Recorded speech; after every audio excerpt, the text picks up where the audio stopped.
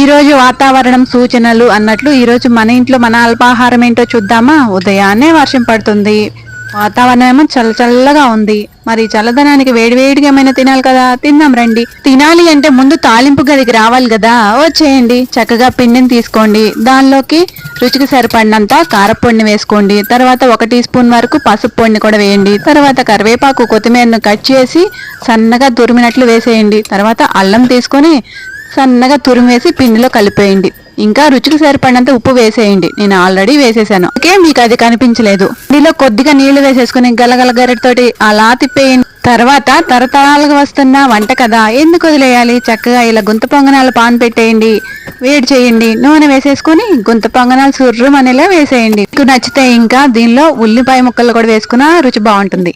ఇక్కడ గుంత పొంగనాలు రెడీ అయిపోయాయి. అయితే ఈ గుంత పొంగనాల్లోకి ఎంతమందికి మునగాకు పొడితో తింటాం ఇష్టం, కామెంట్ చేయండి.